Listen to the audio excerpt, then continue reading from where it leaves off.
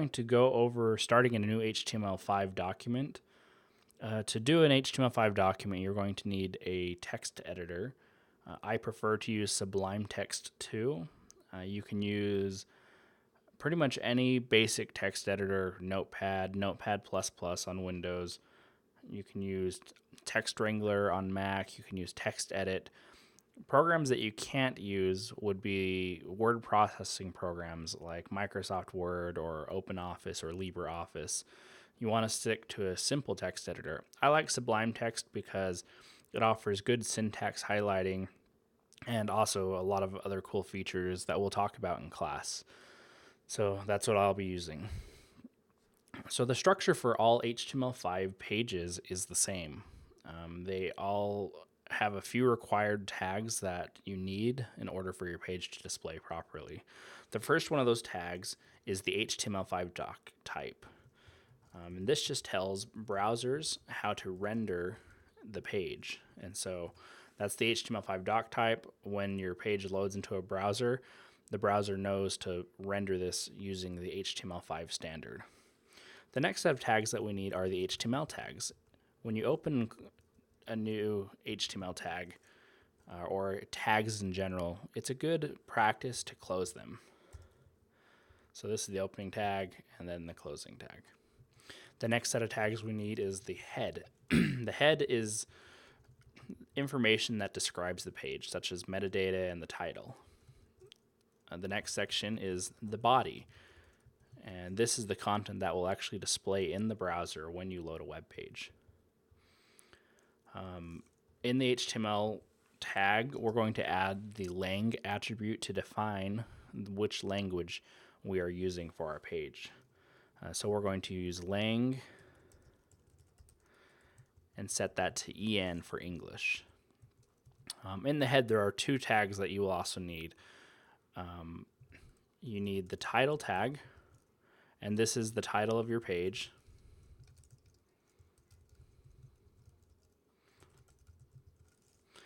And then you also need to define the character set.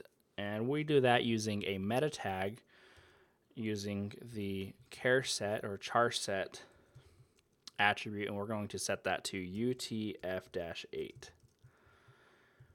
Now the meta tag is a little different than most of your other tags in that it does not have a closing tag. So all we need is just that. We don't need to have a tag like this. There are a few other tags like that that we will discuss that don't require closing tags, but the meta tag is one of them. So if we save our page, I'm going to save this as HTML5 starter because, like I said, this is all the content that you need to start any HTML5 document. And if you don't want to memorize it, if you save it as a starter, then you don't have to go look it up. You can just go find it, open up your page, copy and paste it, and start a new HTML5 document. So I'm going to go ahead and save that.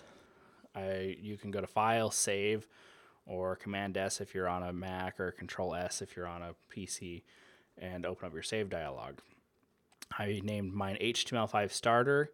When naming HTML5 documents, you should not use uppercase letters and you should not use spaces of any kind. So you'll see that it's all lowercase and no spaces. And then make sure to add the .html extension to the end of it, and then go ahead and save that. Now we can preview our document by loading it into a browser. On a Mac, probably the easiest way to do that is you can grab the file and you can either drag it to the icon, or since I already have Chrome open here, I can just drag it straight into Chrome. Now it appears that not a whole lot happened. The only thing that happened is our title, this is the title, loaded up in our browser title bar. And so that's the most common place to see that title. Google also uses it to list out your web page in their search listings.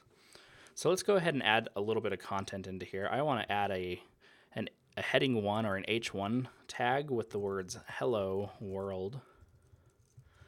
And that's a good test just to make sure that your content's working. So I'm going to go do that. I'm going to go ahead and save the page and refresh Chrome, and you'll see that the changes now appear in Chrome. Probably the last bit of information you might want to know on dealing with your HTML5 pages is how to validate them. So I'm going to open up a new tab in Chrome, and I'm going to go to validator.w3.org. Once you're at the validator, you have 3 different options for validating. You can validate by URI or by giving the URL to a website, and that's fine. We haven't uploaded our page yet to our web server, so we can't use that option. So we have the option that we can validate by file upload, and if you do that, you can go choose file, select a file, upload it, and it will check it for you. Or you can validate by direct input, which I'm going to do right here since I've already got my content open right on the page.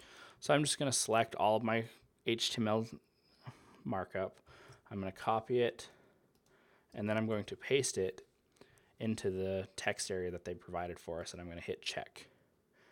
And hopefully we get this message at the bottom. It says document checking complete, no errors or warnings to show. And if that's the case, you have correct HTML5 markup with no errors. And that's what you'll need to do for each one of your assignments. You want to validate it to make sure you don't have any errors. And if there are errors, go take care of them, fix them. Most common are that a tag was not closed out, or maybe you switched 2 of the letters in a tag. But the validator is very useful for finding those kinds of errors.